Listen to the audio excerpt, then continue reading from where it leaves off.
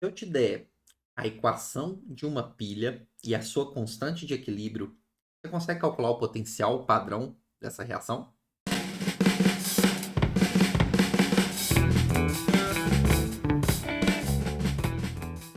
Muito bem-vindos ao Catalisa, o seu canal de Fisicoquímica. Meu nome é Bruno Lemos. Vamos para mais um exercício de Fisicoquímica, agora um exercício de Eletroquímica no equilíbrio, tá? O exercício aqui, ele me dá é, a constante de uma reação eletroquímica genérica abaixo, em que eu tenho uma espécie A sólida reagindo com uma espécie iônica B2+ aquosa, formando uma espécie A2+ aquosa e uma espécie B sólida. Ele me dá o valor da constante de 1,5 vezes 10 a 8, me dá a temperatura em que está acontecendo esse processo eletroquímico e pede para calcular com duas casas decimais qual que é o potencial padrão dessa reação. Como ele me deu a constante de equilíbrio, a gente vai conseguir, a partir dessa equação que está destacada aqui à direita, tá bom? Que é a equação de Nernst, calcular o potencial padrão da célula. A equação de Nernst fala o seguinte: eu posso calcular o potencial da célula em qualquer situação, sabendo o seu potencial padrão, e aí tirando, né, subtraindo daquele termo ali RT sobre NiF, ln do quociente reacional. O R e o T correspondem respectivamente à constante dos gases e à temperatura do processo. O F é a carga de 1 mol de elétrons, é a chamada constante de Faraday, que vale 96.500. E esse Ni aqui, ele depende do nosso processo eletroquímico. Ele corresponde ao número de mols de elétrons envolvidos no processo. Repare que nesse processo eletroquímico aqui, eu tenho uma oxidação da espécie A, porque o NOx dela varia de 0 no reagente para mais 2 no produto.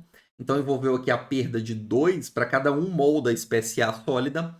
Eu tenho a perda de 2 mols de elétrons para formar 1 mol da espécie A2+. E esses 2 mols de elétrons são aceitos pela espécie B2+. E cada mol de B2+ aceita esses 2 mols de elétrons, sofrendo o processo redutivo e formando 1 mol de B sólido. Repare então que esse Ni, esse coeficiente estequiométrico, vale 2, exatamente o número de mols de elétrons envolvidos nesse processo. E o quociente reacional, o ln de Q, a gente também vai poder relacionar, porque ele me deu ali, na verdade, a condição de equilíbrio.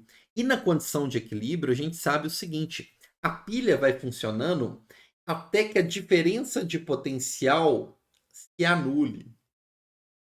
Nessa situação, tanto a reação direta quanto a reação inversa vão ocorrer na mesma extensão. E a partir desse momento, as concentrações das espécies envolvidas param de variar. Aquele quociente reacional que depende da concentração das espécies não muda mais e fica constante. Esse constante é a chamada constante de equilíbrio. Então, na situação do equilíbrio químico, a gente pode falar que o potencial da célula vai valer 0. E aí, a relação entre a razão da concentração de produto sobre reagente, né, que vai ser o quociente reacional, vai ser um valor constante que a gente denomina como K, que é a constante de equilíbrio que foi fornecida para a gente. Ok? Logo, eu posso falar que o potencial da célula padrão vai ser o RT sobre NiF ln de K. E aí, né, eu consigo relacionar, tá bom? Esses parâmetros para calcular o potencial da célula. Vamos fazer isso? Então, o potencial padrão é RT-ln de K sobre NiF. O R vale 8,314, a temperatura 538 Kelvin. A constante de equilíbrio vale 1,5 vezes 10 a 8. Eu tenho que dividir por 2, que é o número de mols de elétrons, vezes a constante de Faraday, que vale 96.500 Coulomb por mol aproximadamente. Repare aí que eu vou simplificar algumas unidades e obter a minha resposta, após fazer essas contas aqui, na unidade de Joule por Coulomb, que é volt. Esse é o valor, então, do potencial padrão para essa equação genérica. Então, a gente consegue, a partir dos dados de constante de equilíbrio, calcular o potencial padrão, ou a partir do potencial padrão, calcular a constante de equilíbrio de uma reação.